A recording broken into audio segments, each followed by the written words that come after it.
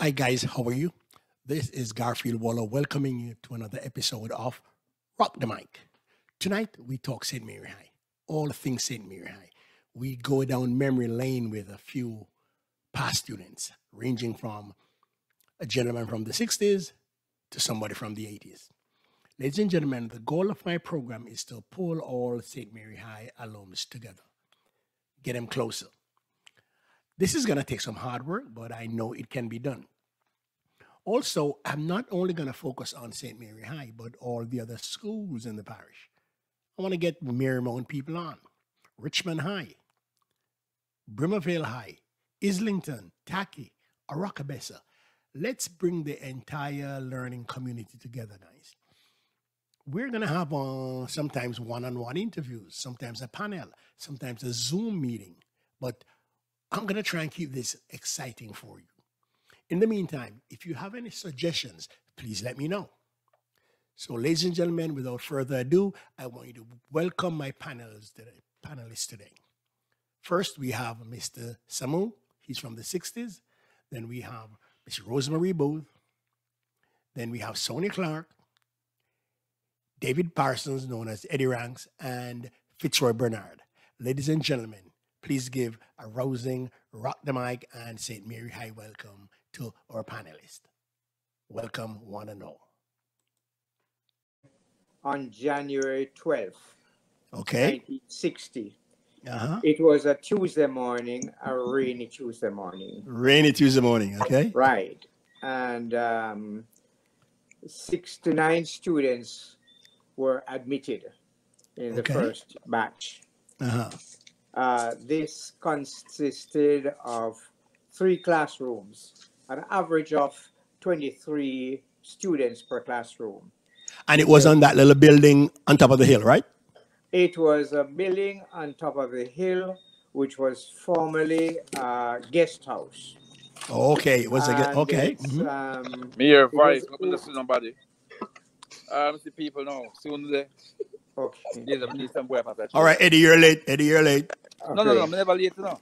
All right, Eddie, we're in progress. The building was a former guest house, and it housed the 3 classrooms, the library, offices for secretary, and staff room. So, we had on the curriculum 9 subjects. Okay. If you call music appreciation 1. But surprisingly, one of the subjects we had was Latin. In the first 3 years of school, we were taught Latin. Please. And that formed, to some extent, the foundation of my vocabulary. But to have been at St. Mary's School at that time was an opportunity for most of us, more so myself. Because if there was not a secondary high school in my reachable to me, I would not have had an opportunity to go high school. And so it was with most of us who were there. 1 or 2 were transfers from other schools, probably in Kingston, because remember, where Agate was, you were not near to any other high school. Way out. You had in the Far East, Happy Grove and Titchfield. And the next high school, Grant Eden, was York Castle, St. Hilda's in Brownstone. That's a different movie. So if you can't go to Kingston, you possibly would have missed out going to a secondary high school. Going to a secondary school. I will hold at that and hold it a minute there, Mr. Samu. So I want to find out from everybody. What school were you going to before you came to St. Mary High? Sonia, we'll start with you. What school did you go to? Woodside All Age. Woodside All Age. Woodside. Okay. All Age. Yeah. Okay, Mr. Bernard, what about you? The great Fort Maria Primary. Eddie, Mr. Parsons, welcome. What school did you go to before you went to St. Mary High? Eddie, are you hearing me? 3 Hills Primary, man. 3 Hills. Yeah? Okay. And Rosie, what about you? Yeah. Rockabessa Primary, of course. The Or one and Rockabessa only. Primary. Oh, the one and only. Well, like Fitzroy, I hail from Portmore Primary. All right, now guys, listen, we want to take this down memory lane. All right. First, we want to start out with how did you guys get to school? Mr. Samood, how did you get to school? Did you walk? Did you take the bus? Which bus did you Well, take? let me tell you about that one. There were not many motor vehicles around. I can Only imagine. the rich people could afford a motor vehicle. Uh-huh. So when I went to St. Mary High School in 1960, my father had a 1947 Vauxhall. And it was, you could follow it with a smoke screen. You know, well, I would even go into that aspect of it. But the public transportation was limited. Uh-huh. And I could talk of the difficulties we had. But for the most part, I had to walk from Clonmel, which is 3 miles out of Highgate, 3 miles morning, 3 miles evening. Evening, okay. No, and then somebody who going with a truck, you may be able to get a hop onto it. It rained. In those days, it did rain into St. Mary more than anywhere else. More than anywhere. The roads were inundated. And you had, like, from the Portmore end, Queen Mary. From Islington, there's a bus that goes through to Kingston in the morning. It was owned by the Lindsay family. There was one from Anatobe, the Master Key. Okay, And one from Long Road to Highgate. And a few others around. But I remember speaking to my classmate, one who was from Benbow. And I said to her, how do you get to school? She said, I have to, by 4 o'clock in the morning. My gosh. Travel with, I seem to have lost out. No, go ahead, man. Go ahead. Yeah, okay. She told me she had to come to, she had to leave out at 4 in the morning. Travel up to the main road with a kitchen bitch. Any of you know what was a kitchen bitch? Yep. Just for protection, eh? Right. And then to get the bus at 5 o'clock. And she reaches school by 8. School starts at 8:30. But one of the problems of school was that we used to have assembly on the wraparound veranda that old. Yes, I remember that building. Veranda. Yep. And we go to worship every morning. And it was not unusual to have a fair number of students fainting. Oh my gosh. Because they were tired and hungry. Because they were traveling to school because of lack of transportation. For 2 hours before school time. Okay. All right, Mrs. Samuel, hold your thought. Fitzroy, what bus did you take? Tell us about your journey. Well, almost all the buses coming from the northeast that passed through Portmore, the ones that went to Highgate, I had 3 buses to choose from for the most part. There was Mail Bus, Victor, and Northern Queen. Mail Bus, right. Okay. Any other Northern Queen, but Northern Queen passed through Hampstead. Okay. Go through Hampstead to pick up the champagnes and people like that and bring them to Mirror's Eye. My father knew the conductor on Northern Queen, who was called Rose. Oh, so you get free ride from Rose, huh? Okay. So my father made an arrangement with Rose because I was only 11 years old when I started going to Mirror's Eye. So he said, watch him and take care of him for me every day. So he took away the option from me to take Mail Bus and Victor and made me take Northern Queen when I was in first form. All right. So that's why me and Junior became champion. They became good friends. Yeah, champion. Okay. He was really like a big brother, right? So that's the bus I took. But there was also Mail Bus and Victor. Sonia, what about you? What bus? There was Belrose, but I used to take this man. He used to drive a minivan named Mr. Cassie, because he used to pick me up at the gate and then go down the road and pick up my friends from Marymount and then come back. And then because we used to train in the afternoon, by time Belrose is going back, we're just coming from Richmond. So then Mr. Cassie would pick us up and take us home. All right. Eddie Ranks, what about you? What bus? Yeah, man. The great Master Key, man. Master Key. Yeah. You remember the driver? Master Key. You remember the driver of the bus? One named Junior. Mm-hmm. Yeah, man, one named Junior, and there's an old man that they told about one time. Oh, okay. He laughed a couple people, but it wasn't Junior, hold on. it was the old guy. Yeah, we're coming back to that. He's okay. Oh, I used to envy you guys for the train. Rosie, what about you? Your mic is muted, Rosie. Rosie, your mic is muted. Okay, Rosie, what bus did you take? Initially, when I started out, my batch started the shift system at St. Mary High, so I ended up taking Honeybee. So I'm historian in that sense. Okay. Yeah, Honeybee in the afternoon. Then when they started back the one shift system, it was either Mail Bus, Victor Bus, Mr. Hibbert. Okay. You know, other buses that runs from Ocherius to Portmore, and then I had to take from Portmore into Highgate. Yeah, I grew up on Northern Queen. Guys, you realize how many times we risked our lives? Because some of them driver, they never too right it and some of them drunk. Exactly. Why bring up drunk and Northern Queen? Anybody in mind? I wonder if you realize that one. Oh my God. All right. Mr. Samu. Back to you again, Mr. Samu. The whole system, when did it start? I can't remember the exact year, but somewhere about 1962 or 63. With 4 houses. Okay. You had Whiteon, which was color green. Mm-hmm. Henry, which was red. Stanley. No. It was Harry was red. Harry was red. Okay. Mm-hmm. Stanley, which was yellow.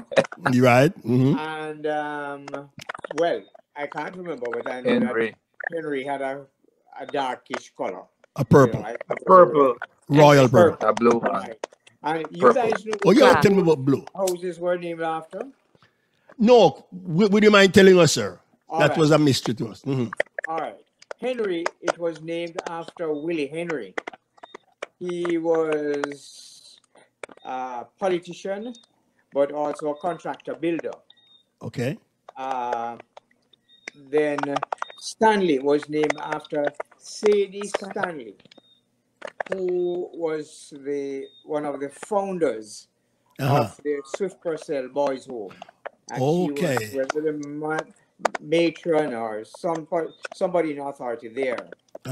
Whiteon was Mr. Whiteon was an attorney at law with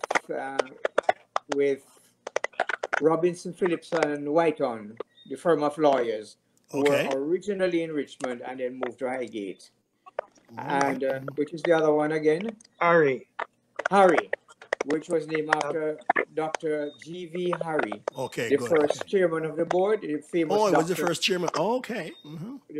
The doctor, he was at the Port Maria Hospital, and he had a private practice also. So, which house were you in, Mr. Simone? I was in Whiteon. The champion of the houses.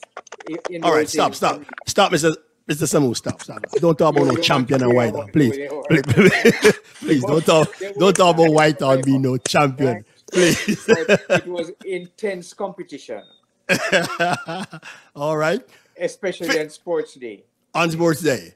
Right. Fitzroy, what house were you in? Harry House, the great Red House. Harry House. Why was Harry House great, sir? Excuse you? Harry House was always in contention to win or at worst runner-up. We had some of the best athletes ever to pass through St. Mary High School. And in my last year of high school, I was actually the captain of Harry House. Oh my God. All right, stop. Shut up now. Sonia, what about you? What house were you in, Sonia? The one and only, Harry. Of course. Oh my God. Eddie Rankin, what about you? What house were you in? Whiteon. Killer. Oh, green. All right. Rosie, why do you keep turning off your mic, Rosie? What house were you in, Rosie? Whitehorn, of course. Guys, listen. From what I'm hearing you saying, the way I remember it, there was only one house at St. Mary High. The rest of them were huts, sheds.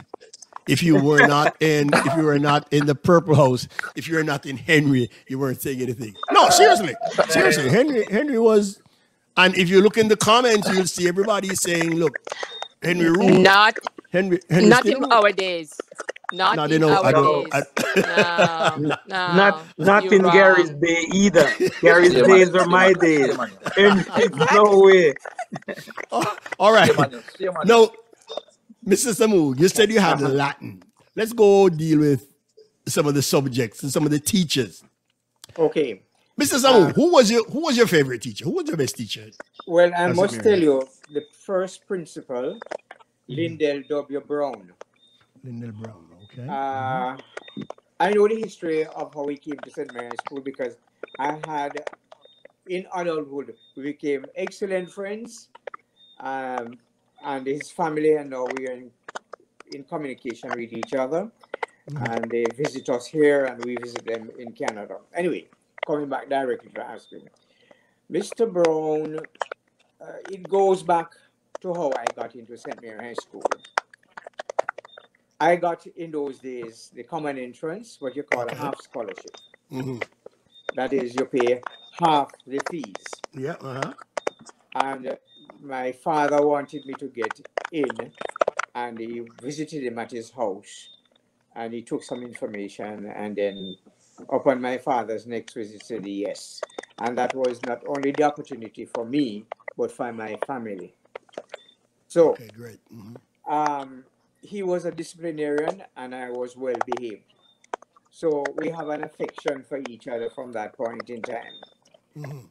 And the emphasis on which he taught you is not to pass the most subjects that you can, but you ought to be a good citizen and a rounded citizen. That is why one part of it, he was a man of the classical music. He was a musician, man of the classics. We had after lunch music appreciation class where everybody fall asleep before that class was free within the 1 hour. But you have to go to the library and read up about Mozart and Tchaikovsky and Handel and all those things. So we never had any Bob Marley in those days. Right?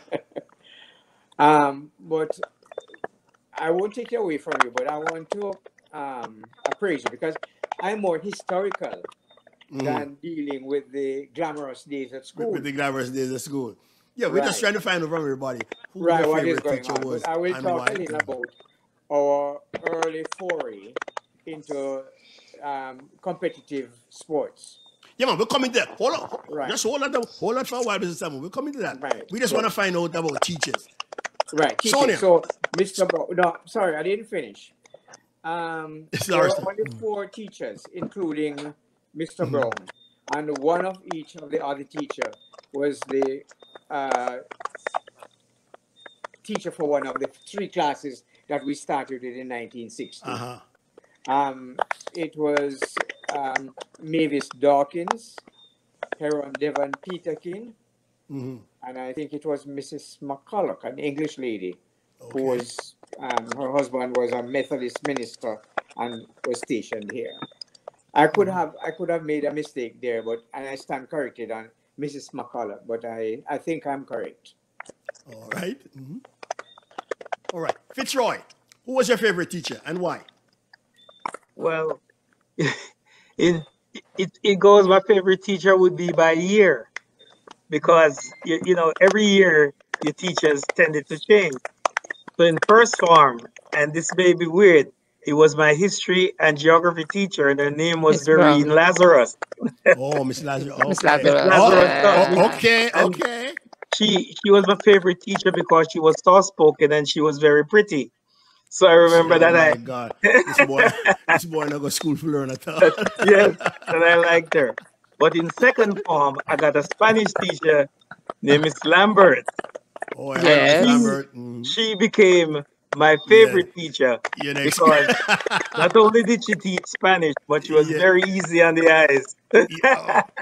Oh my God. Wait, hold on. Rosie, are you typing, please? Are you typing? somebody, I'm getting some feedback from somebody's. That's why my mic is mute. My mic is mute. Oh my gosh. You can't give us your full time. All right, keep going, Fitzroy. Yes, so I'm saying that was it. From third form, I don't quite remember, but in fourth form, I got a woman from England who taught me math, named Miss Ellison, and she was my favorite teacher for fourth and fifth form. Okay. Mute the mic, Rosie. Eddie, what about you, Eddie? Favorite teacher? Mr. Parsons, who was your favorite teacher? Favorite teacher? Well, Miss Davidson was my favorite teacher. Trust me. What subject did she teach? Miss Davidson. Because as Fitzroy said. Huh? What subject did she teach? Or you don't remember? Boy, I'm tell you the truth. I'm just man, my favorite teacher. Yeah, all right, we understand. She and Miss Wilson. Miss Wilson, all right. Sonia. I was in love with Miss Davidson, all right? Oh my gosh. I had two favorite teachers. One was Miss Vidal, of course, and the other one was my history teacher, Miss Brown. She's from Portland. Okay. Yeah. Right. Rosie, what about you? Favorite teacher, Rosie? Miss Richards, she taught English language. English language. Well, okay. Rosie, you are from the later era. You're a child of the 80s, right? Yes, sir. Well, I will go on record as saying for the guys from the 70s, I don't think anybody came near Mrs. Moncrief. I don't think anybody came near to Mrs. Moncrief. That woman was a master teacher. Miss Moncrief. I know that. Yes. Miss Moncrief was the boss. Well, she didn't teach me, but I heard about her teaching skills. But I know about her personality. She was one of the nicest ladies. Yeah, she was cool. She was cool. I loved her and I loved Biggie B also. Mrs. Dentist Johnson's wife, Mrs. Johnson. She was Mrs. Johnson. Yes. She taught me English. Yes. She was a good teacher. Yes. Definitely. All right, guys, let's go to the people in charge, the principal. Let's hear about your time with your principals. Mr. Samuel, you want to start out? You are giving us about Mr. Brown. Well, anything else about him? Right. With him now, I said he was a disciplinarian, but also he was a very fair person. In those days, some of the problems that these principals have, they didn't have, but some of the problems remain up to today's day. But he wanted to mold us to be good citizens. He was strict. For example, we had to wear brown shoes and green khaki and brown socks. If the socks was any other color than brown, you are spoken to and possibly you're going home until you come back in the right color. And not a different shade of brown. The brown which is stipulated. He was quite cultural, but what I did appreciate in my latter years is that we were like a family, because starting with 69 students, we knew each other, we knew the parents, and it had a family relationship there. So it helped me to appreciate, he helped me to appreciate other people and to meet the challenges of life. Okay. Okay, that's it. Sonia, anything on principal? Who was your principal? And how was he? Mr. Cargill, the one and only Mr. Cargill. How did you find Mr. Cargill, Sonia? What type of guy was he? Very quiet, very passive, very straightforward, very funny too. Yeah, he was funny. He had a good especially when it, especially we come on to Champs Time. Couldn't beat Brutus. Yes. What about you, Fitzroy? Yeah, well, Mr. Cargill also. And I have a story to tell about him that summed up who he was. Yeah, go ahead, man. In second form, a bunch of us were in the class and we were ping gun fight. where you take rubber bands and roll up paper and shoot at each other. And 4 guys hide behind one desk, 4 will shoot. And this guy, they call him UT. He was in my class. He pushed his head in the class and pick up a shot. So he went and tell Miss Barnaby, who was my class principal. I mean, my class teacher. She told Mr. Cargill, and Mr. Cargill was on his way to Kingston, so he couldn't cane us himself. But the way that he looked, he called Mr. Levy. And Mr. Cargill was like, Mr. Levy, 4 each. And he just said it in such a dry way. And Mr. Levy looked at us and we know we were in trouble. But he never raised his voice. He just looked at us and said, Mr. Levy, 4 each. And that's it. So when we got to his office, we knew 4 each of what? Me, Garfield Ross, Clinton Parsons, and who was the next person? Joseph McCarthy. Yeah, man. Budgie. That's trouble. That's the rest of people run. Dino and the rest of them run with, so they didn't get killed. What about you, Rosie? You had a different principal. Can you tell us about him? Oh, no, sir. I had the great Edgar Uriah also. Oh, you had Mr. I thought you were Mr. Johnson. Yes. Oh, I thought you were under Mr. Johnson. Any stories you can tell us about him? No, only that when you walk the halls, you know, everybody just disappeared. Yes. That's about respect was to once you see him, you know, you scatter. Yeah, man. I have, if I were to tell the stories about that, man, I wouldn't be finished tonight. But I remember clearly the day my dad died, and we saw the helicopter flying over. And I knew it. He sent down the head boy, who was Whitaker. He sent Whitaker to tell me.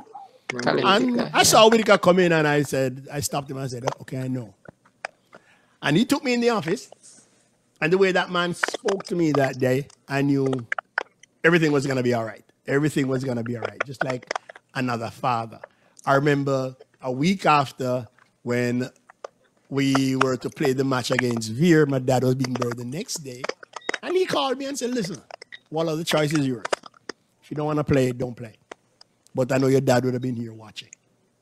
And the way he spoke, another incident, one day, a religious education teacher sent me to him for caning. I was to be caned because of some crap I said in religious ed class.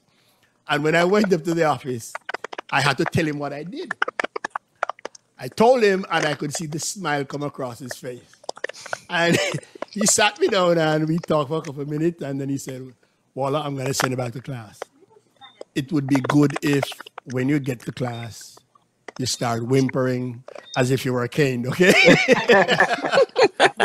but I spent 7 years in Mirzai, and I never heard the man raise his voice once. Me either. I spent 7 years up there too. Never heard him.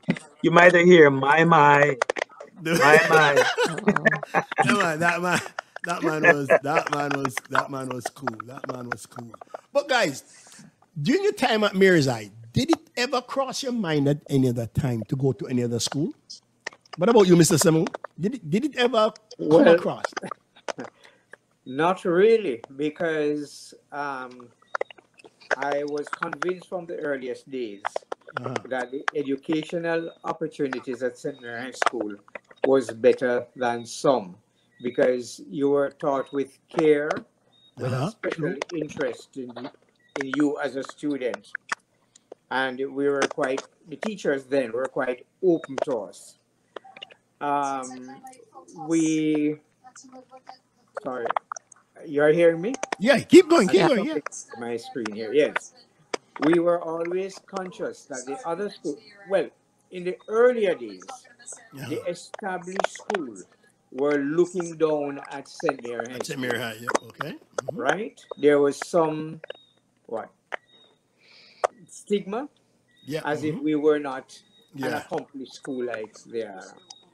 So when I see the behavior of the boys then, I know, no, that's not a gentleman's behavior. And I was taught to be a gentleman. So I stuck to my commitment to St. Mary High School. Okay. What about you, Parsons? Any thought of going to any other school but St. Mary High? Eddie? No, never. Never crossed your mind. Love Mary's Eye to the bone. No. What about you, Sonia? No. Didn't want to No. No. SMHS is always the best. Will always be the best. Yes. Fitzroy, same thing? No, Mary's Eye was it. As a matter of fact, I know when I was going to St. Mary High, quite a few of my friends, the ones who didn't pass, went to Port Mary Junior Secondary. And whenever I would come home, I would tell stories about Mary's Eye, and all of them dreamed of going to St. Mary High. St. Mary High was the school to go. And there was some sort of accomplishment. The entire village, the entire town was proud of you for going to St. Mary High. Going to St. Mary High. Yeah, I mean, you had Mirmount on the road, you had Continuation High School, you had Port Mary High, you had Caranal, you had Iona High down on the coast. But in the parish of St. Mary, Mary's Eye was a school to go to. Okay. And I went there. That was it. I didn't think of anywhere else, even though I got the opportunity to go to other schools. I was offered a chance to come to other schools, and there's one school in Kingston where they even had me come there for a tour around. And I said, hey, you ain't got no girls here. I leaving Mary's Eye. No, call name. No, I ain't calling no name. No, Mary's Eye wasn't. But another thing, I don't know if this happened to you guys. I used to watch, when I was at primary school, I used to see students from St. Mary High, and I would long to go to that school. I remember watching these two girls, the Scarf sisters from Preston, Marie and, oh my God, I can't remember the name of the other one. But just watching the way they walk past, the way they conducted themselves, it was fantastic. I dreamed of going to that school. No, here's something. When I got to Mary's Eye, you know what shocked me? I don't know if it shocked you guys too. Mr. Samu, it wouldn't apply to you because you were in the first batch. But when I got there, the size of the sixth formers, they look like grown men. I remember there were people like Tex and JD. Oh my God, that scared the heck out of me, man. Mr. Samu, you were the first, so you had nobody to really scare you. But we had some scares, you know. This was Terence, Allen, and myself. In 1963, we went to York Castle to play cricket. Was that? A sunlight or helicopter. Right. And we saw the boys in sixth form who were playing. That time, we were just 14, 15.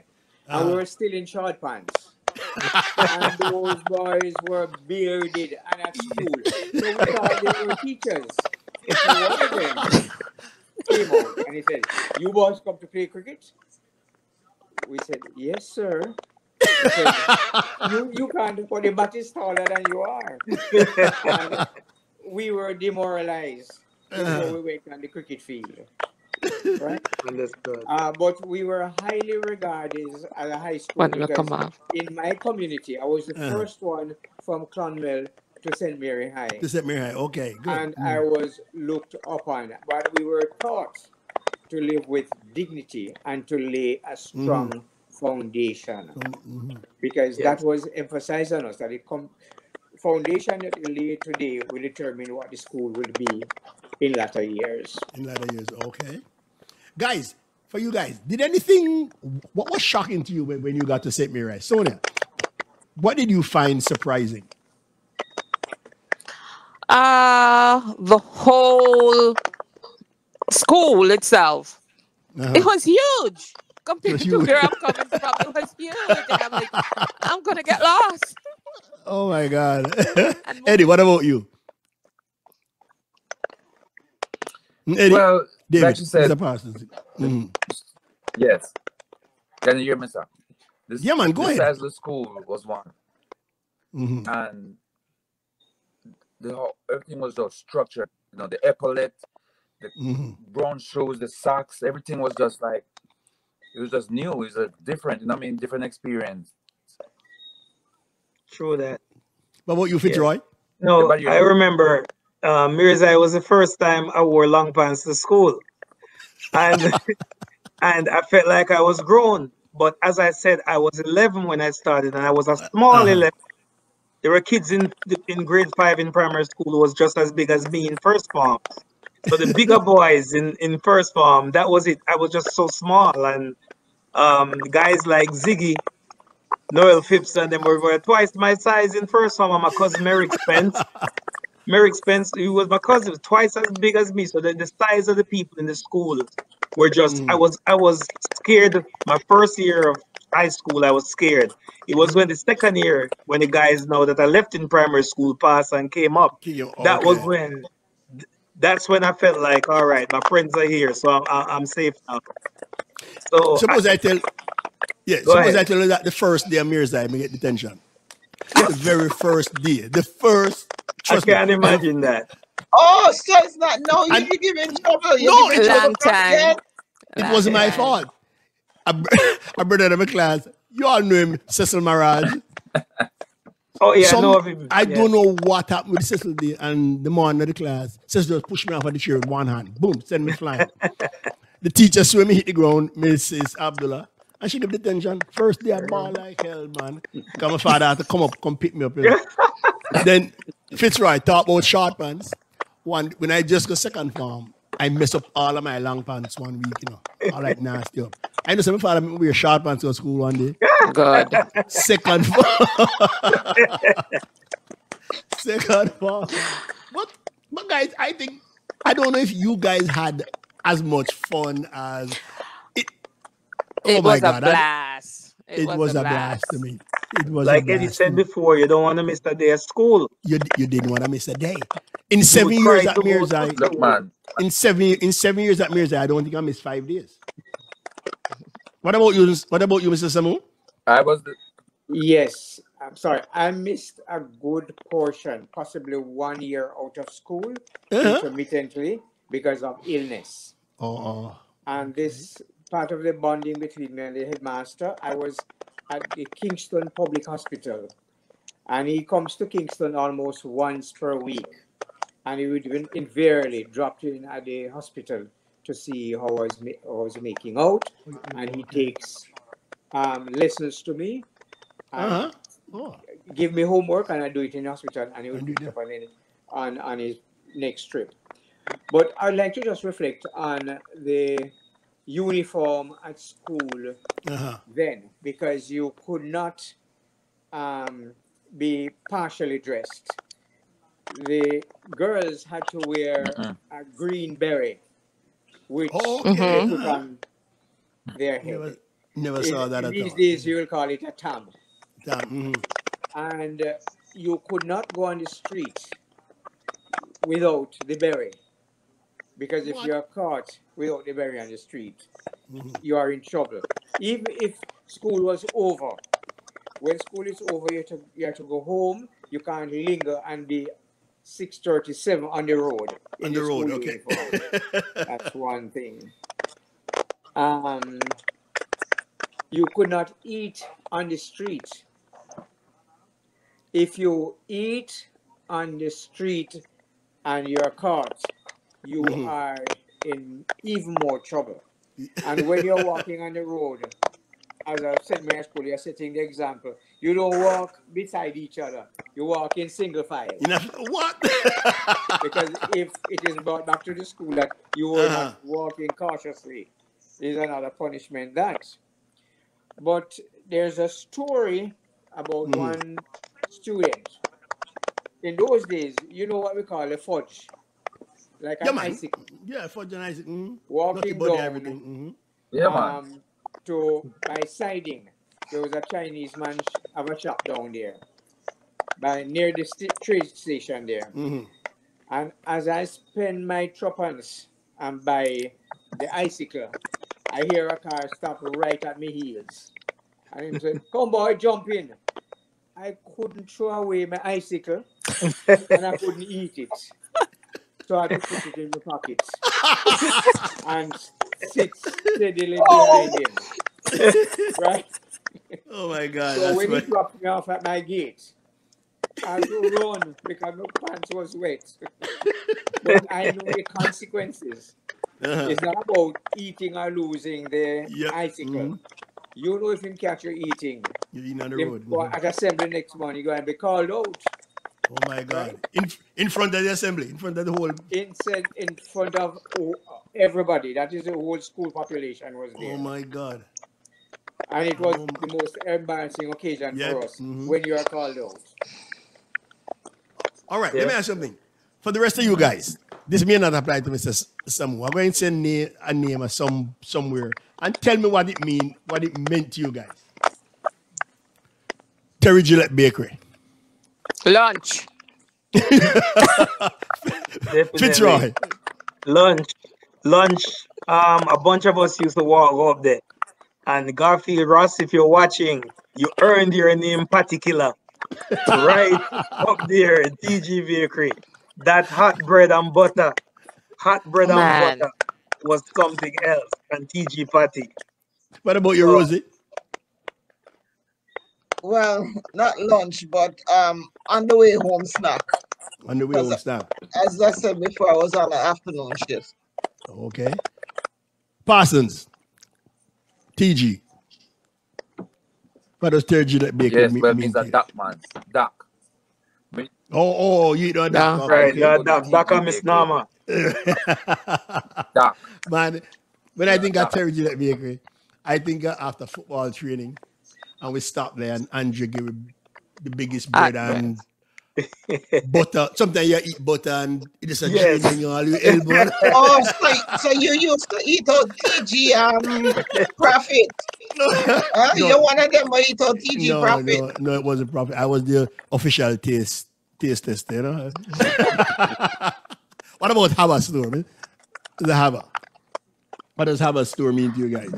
Well, Jibo, Najib Haba, affectionately known as Jibo, was my classmate. Okay. And Jibo was the first person who gave me a yogurt, this thing called a yogurt. And he took us up to the bakery, a few of us. I don't remember. I think Eddie's brother Clinton was with us. And we went in there and he gave me this thing called a yogurt. So we used to go up there sometime, but not often. But I remember definitely Jibo was the first person who gave me a yogurt to try. Okay. Yeah. Which other stores in Highgate was special to you guys? Wait, Mr. Samu, during your time, what stores were in Highgate? Well, I think the Parbo Sings had 2 or 3 stores, wholesale and dry goods haberdashery. And there's a drugstore, Dr. Francis Drugstore. Oh, okay. Of course, the cinema, Highgate Cinema. Yep. And we usually buy the school uniform at Mrs. Shakir's school. Shakir, right. Mrs. Yeah, I remember Shakir. My father was a shopkeeper, so Stanley Delissa was a wholesaler of food items. Okay. And my father at one time worked with Horton James. Oh, Spotlight store. Right. Okay, good. So those were there. But the thing about it, as I said, Mary High School student, if you go out and your behavior is not up to standard, those people who are the community watchdog, not even on the bus you could misbehave, because by assembly time tomorrow morning, the charge will be laid against you. But just step back a little bit, because you're talking about eating hot bread at TG Bakery. It was before then Mayor's Bakery, by the mayors that had a big chicken farm and so forth. Okay. Right. Now, on the first morning of school, January 1960, headmaster on to speak to the parents themselves, and he tell them that it's most important that the child gets a healthy breakfast. And so provision was made at the school for the canteen to be operated by Mrs. Young. And we were provided with a lunch. The cost of that lunch was 1 shilling. But I suspect most of you don't know how much a shilling was. Yes, sir. It's a whole heap of money. It's 1/20th of a pound when at the time of devaluation. £1 became $20. So if you could equate that now to today's value, it will be somewhere about $220 Jamaican for that 1 shilling. But that 1 shilling lunch hold you for the whole day. The whole day, okay. It's like rice and peas, with rice and dumpling and something else. We never used to get a drink, but there's a cooler that those who can't afford a drink, it might be orange juice or wigwam or bottled soft drink for 9 pence. What's wigwam? Huh? What's wigwam? Wigwam, it's box juice made by Primo Limited. Oh, Primo, okay. You buy it for 6 pence. 6 pence? Oh my God. That is 5 cents. But I'm telling you, I think Mirza lunch was a gourmet meal, you know. Right. That was a gourmet meal. It was. Up to today, compared to other schools. And the thing is, I was such a goody boy that people like Miss Gwen and Miss Portius, they love me. And I would just put on a sad face and get extra. And get free lunch. So you're from back then too? It was, oh my God, man. Okay, another thing is that the taking care of the whole person. Those of us, when it's lunchtime, we go on the veranda, and there were some tables which are made, we use also for table tennis. And it was 8 of us to each table, and you have a captain. And then they serve the food in a platter. And they count every dumpling, 8 dumpling, 8 pieces of yam, whatever rice is 8 cups of rice, and they take the plates around and the captain serves it. What? Right? That couldn't work during my time. And nobody started to eat until they have said awkward with the use of a cutlery, and the teachers will come around and show you how to cut your meat. How to cut? Oh God! It's over the top. And it's over the top discipline back then. Right? Oh my God! And all the niceties about proper dining.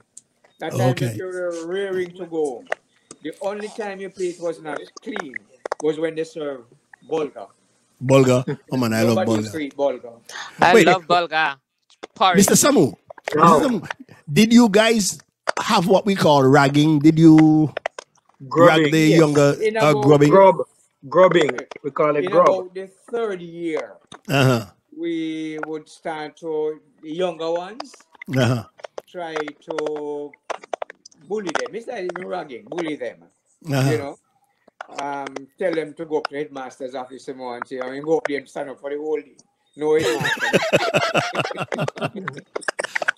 Some people might have gotten in trouble with that. Okay. But generally, it was a family school. So after a while, we all melded into one group because a school with 300 or 350, it was not too much to know everybody. Anyway, by the time it got to the 70s, the grubbing was prevalent. Yeah, Parsons, did you get any grubbing while you were at school? No. Tell us about one of. Tell us about something that you guys do. Andre. You know, Andre was I think he was in 3rd form. I think he was a 3rd former. Yes, he was. And because I was a small person, I saw Andre one day and I said, this boy should be in a class 8 because he's so big. And he run me down, you know. But this man run down and catch me and wrap me around that tree and give me some things on there.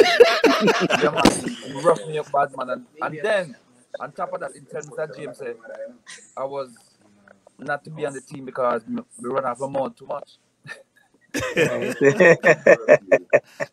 But Sonia, any grubbing for you? Yeah, man. The girls never go through it. Yeah. Oh yes, they do it when we go to champs, especially when we sleep over. But now. Oh. What about you, Fitzroy? Any experiences? Yes, I go back to say I was a small first farmer. So definitely. And on this, it's not okay to call names, right? Everybody are big people now. But yes, I was grubbed. Grubbing like they give you 5 cents and tell you to buy 10 cents worth of food. Yes, say go buy bun and cheese. Right. Take my kerchief out of my pocket and make me for wipe them shoes with it. Oh. Hold your hand and bend it backwards and make it stay a grub prayers. And take away epaulet and all that crap. Yes. Oh my God. You know the epaulets in first one for me, there are 2 buttons on the shirt. Right. You button on the epaulet. It was sewn on. So I remember that sometimes when boys, Mr. Sumu mentioned discipline, when boys wanted to misbehave, every boy was in khaki clothes. So once you walk out of Mirza, if you take off the epaulet and do anything wrong, people can't be sure if it wasn't a boy from Conti. So because that's what some boys used to do. Not me, of course, but that's what some boys. Yeah, not you. Yeah. Right. Right, Fitzroy. Right. Oh man, I was a good boy. You were a good boy. The only grubbing I know of was we went on a camp, Boy Scout camp. And we overnight in the tent, and in the night, some of the boys we had to travel with our shoe polish, the nugget shoe polish. Yes, yeah. And then when you're sleeping, they put the polish in their hand. Yeah. And they started, and when we started, and they use a piece of grass. That was rather for fun.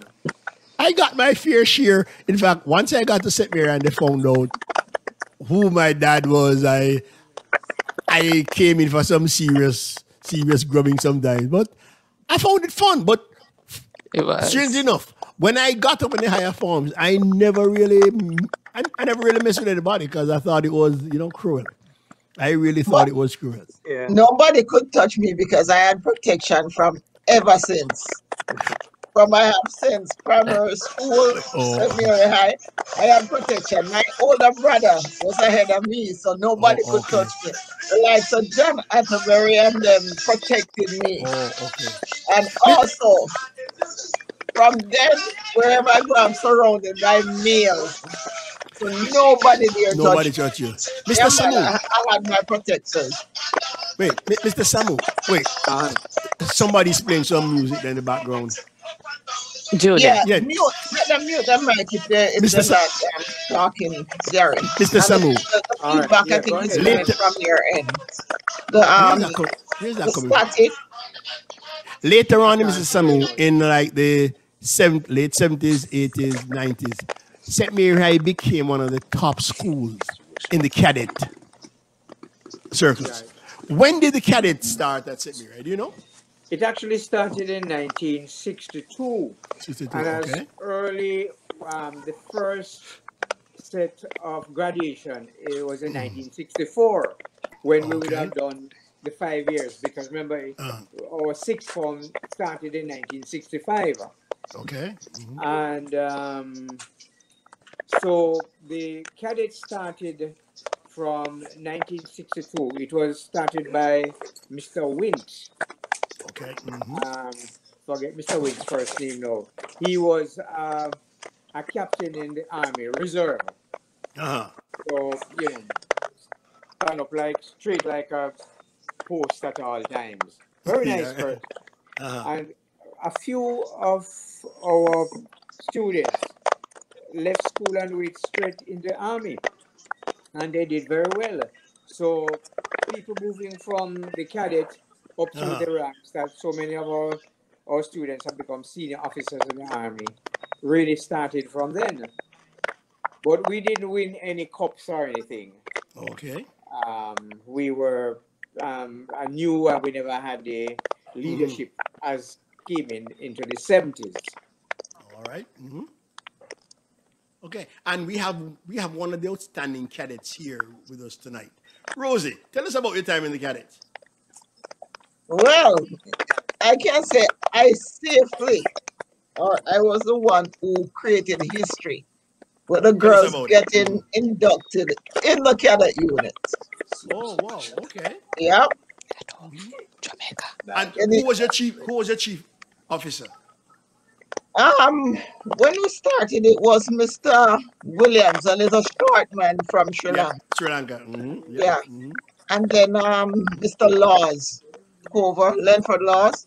Okay. Yeah, I used to hunt that man every day because I enjoyed watching them parade. And Mr. Laws every day. Why can't females be in the cadet unit? You know, I guess he got tired of me and he went to Kingston and asked them. Next thing I know, Mayor's I got females in and we won the inspection that year. Wow. Okay, good. That was great. That was great. It was I was a member of the cadets for like 2 weeks. And a sixth former, I won't say his name, was roughing me up because I couldn't keep my feet together. And you know, I have bow legs and he was roughing me up. So I left to get it. No, let's go talk about some sports now, guys. Let's talk about some sports. Yep. Mr. Samu, what was it like in your day? Yeah, what was it like in your day? Remember I said I'm rather historical.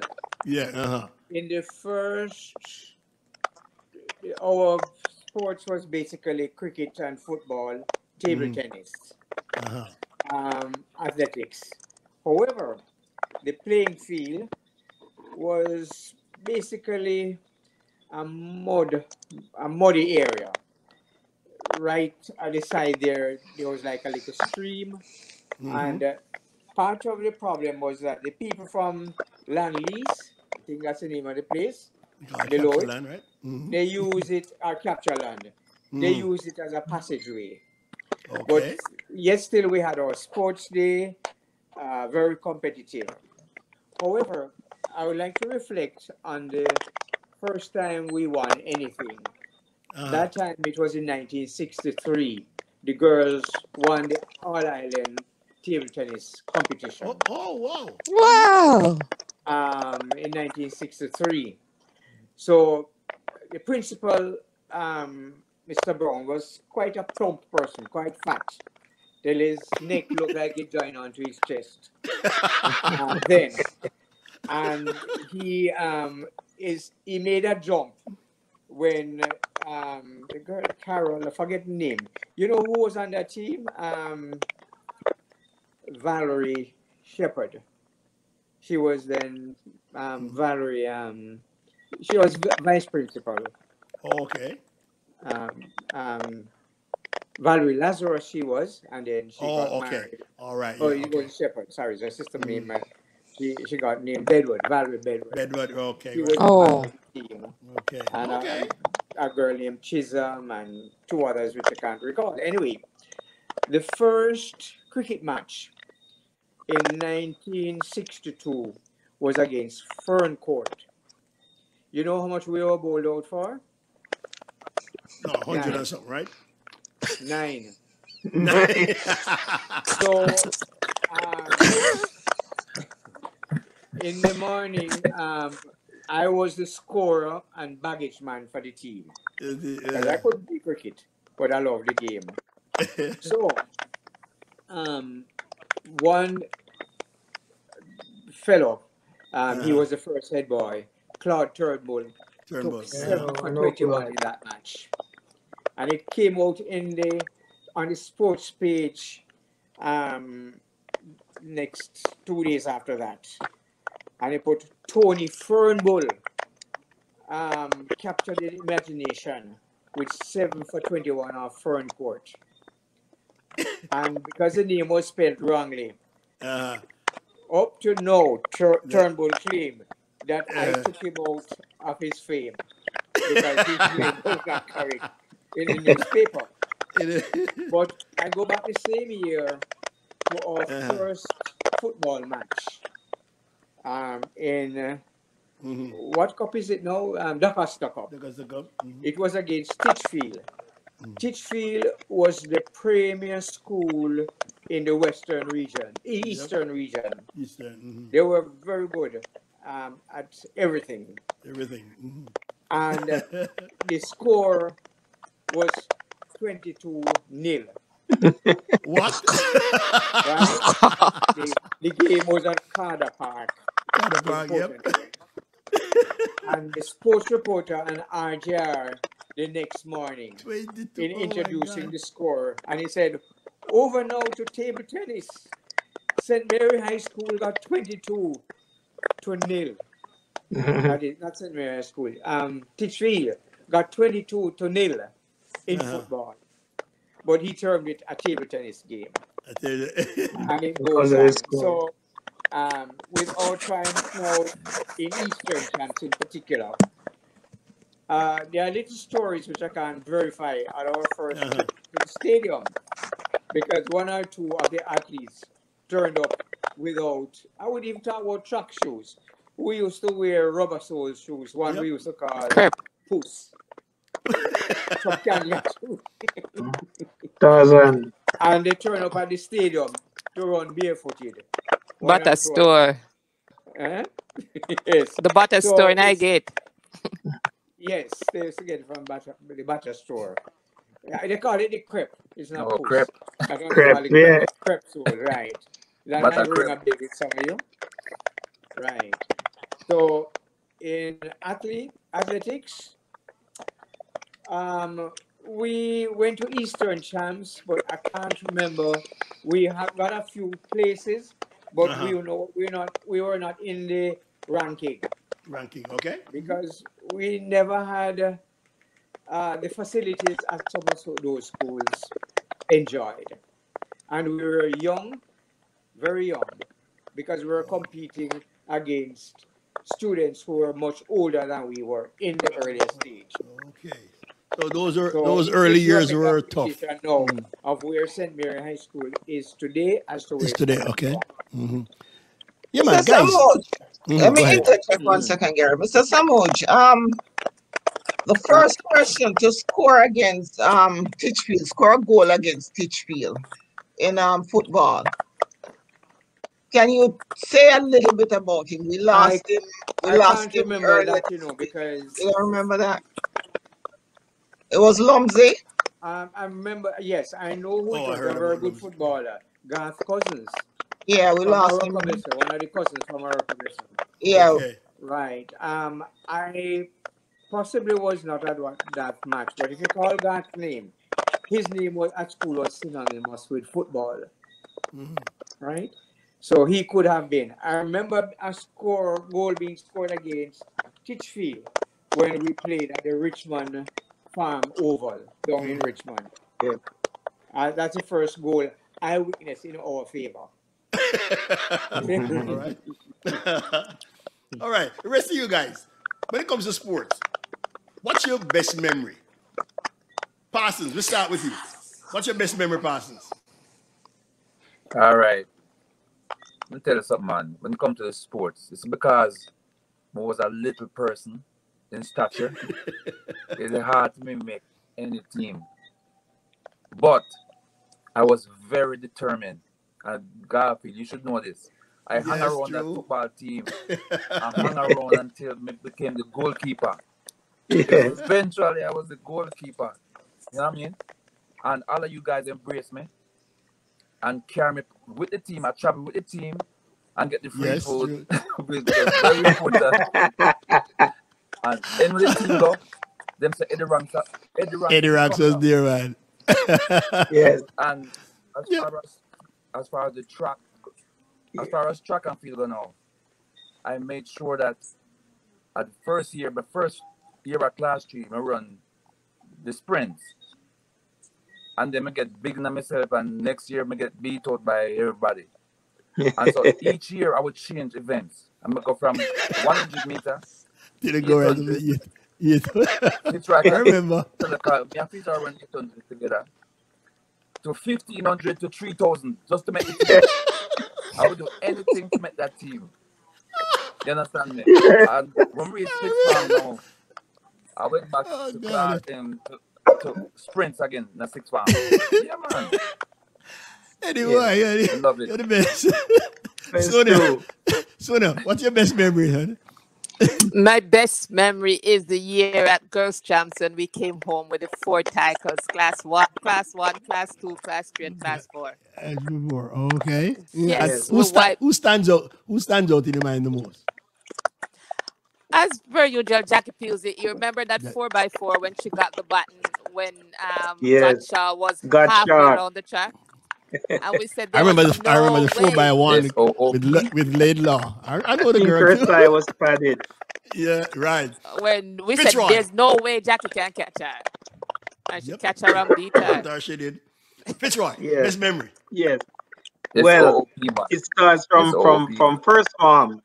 The first farm, when I was in first farm, the first January sports day in Richmond, I saw the 100 meters class 1 with people like Solo, Leroy Solo. Oh my Coleman, God. Tech, Yep. Yeah. Frederick Tex. Smith, Ludlow Skelly. Bowie, Bowie. Skelly Oh my Bones, God. Leonard Marshall. And those are the fastest human beings I ever saw I in ever my saw. life. Those guys But were legendary, man. but Solo pull up when he won Yep. the race in pull a muscle and he wasn't even able to compete. But that inspired me to try to run. But there was only one thing standing in my way, the same as Eddie, my size. Yes. I was too small, but eventually by third form, I was big enough and I made the team. And Eddie made the team. And they brought the smallest shorts for me and Eddie. And we put it on, and the shorts was about The 3 times too big biggest for me. shot, the biggest. Some shiny silvery looking shorts, green shorts. And I saw Mark Smith. Mark Smith wore that shorts when they went to Penn Relay. Pen It was relays, the yeah. same style All right. shorts. Because We're he gonna was get one of my Mark on. heroes too. Yeah, we're gonna get Mark on one of these nights, man. Right. And Mark, I had the same, but me and Eddie were the two skinniest ones on the team. And the year we went to champs and they made us stay at the JC barracks or something like that. I think it was called the barracks. Remember Eddie? And they were grubbing Yeah, man. people. And JD, that was the best track team I've ever been on. JD was on the team. Tex, Bowie, Skelly Bones, Everall, Andre. I mean, that track that was team, that was that team. that was something. But I, just like Eddie, I did what I had to do to make the team. I even did high jump, Right. everything. I did hurdles one year. Me and Westmore. Oh, that's perfect. What about you, Rosie? What about you, Oh, Rosie? Most and of them had Chester. any interest in sports. The You only know thing how I enjoyed doing was getting on the bus and going into Kingston for champs. they- And coming back. Yes, Well, because that was fun. for me, honestly, my best memory was the first time I got to put on the green and gold for Mayor's Eye. I mean, because Dane Levy playing with a guy like Dane and Skelly and all these guys. That was like Yeah. a big dream come true, man. Just to be on the same field with these guys. It was because listen, I looked up to those guys. I Yes, looked up to those guys. literally But did. but I think in St. Mary history, I don't think anybody comes close to Jackie. That's track and field royalty. Yes. Yeah. What goes through my mind every day is what would have Man, happened? Where would we man. have been if Lelta hadn't died in that Right. Master Key crash? Lelta Because that Sims. Lelta Sims that girl was dynamite. Girl was Yes. dynamite. But I would just like But to bring you sorry, back it's into funny. Give me a second. It's funny go because ahead. when I went to St. Mary High School, I wasn't running at all. I was What? I was on I was on the netball court, and Netball, I remember. yeah, and Jackie said to me, "Can you do the 100?" And I'm like, "No, no, no." It was sports day, and I said, "No, no, no. I hate running." And she said, "We only need to make up the number. We only need a point to get on. Even if you come last, we only need a point." And that's how I Little started house track and thing, field. yes. Harry Yeah. House. And Yes. that year, I got the Lelta the trophy Wow. for Oh, Harry okay. House. All right. Yes, Mr. Samu. Yeah, I was telling you that to appreciate where we're coming from, the first cricket match against Ferncourt High School, where we were bowled out for 9, the team was only put together the week before. There was no practice. And on the match was on the Saturday. And on the Thursday, they realized that only one boy of the team of 11 had a pair of white pants. And you know, you have to pay to fit in whites. So we had to go up to Swift Purcell boys school and borrow pants and shirts in some cases. So what we got was what they had. Some of us, the pants catch us at the waist, but we went along with it. The pads, you could almost hide behind the pads, or we were small. So those were some of the challenges, but part of the music, part of it. The car that should take us, one of the cars that should have taken us to Fernport never turned up. So the 11 of us, including the scorer and the driver, went in his car. 11? From 11 in one car. Oh my God. The only thing that we did when we were going through the townships, like Port Maria, Arrocabessa, and down near to Ocharias, when we were going through the town, we duck under the seat. So if they were passing, they couldn't see that there were so many heads in there. Listen, guys. It's been fun going back to memory lane with you. We have been on the air now for over an hour, and I hate to wrap this up, but I want to tell you all thanks for coming on. I'm hoping we can make this a weekly thing where every week we get a few other people to come on. Tonight we had some technical difficulties. We hear there's a crackling in the background from somewhere, and it's been turning off some people. But for everybody listening in, we apologize for that, and it's a part of the growing pain, okay? So please see with us. Next time we'll try and make this better. And a lot of you have been asking, why didn't I do Zoom?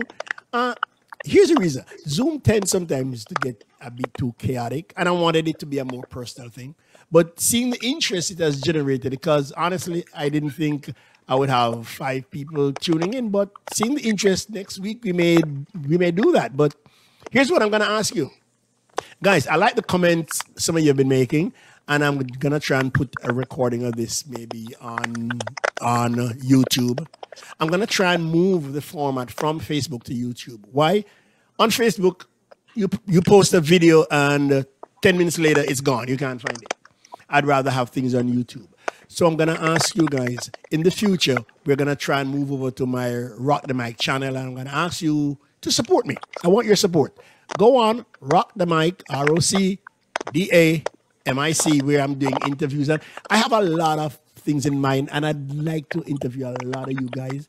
Because, let's face it, St. Mary High has produced some giants in every area of life. And I'd like to speak to you. I'd like to talk to you.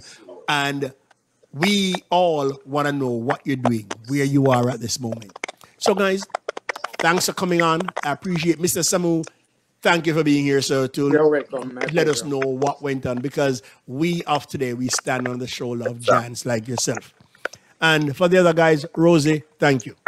Parsons, Sonia, Fitzroy, big up to you, and let's keep doing what we're doing, okay? Respect. No, for the others who want to come on, please, if you want to come on, you know my Facebook profile. Just inbox me and tell me, hey, next week I want to be on. And we'll just choose 6 people and we'll get on and we'll rock the mic. So, guys, if you bleed green and gold like me, yes. Take care. Okay, peace out. Thanks a lot, guys. Okay. If Northern Queen can carry everybody around that junction on the step of the bus, we can do it. Mirror's Eye for life. Faith and courage. Thanks a lot, guys. Okay. Have a good night. Peace out. All right, Thank good you. night.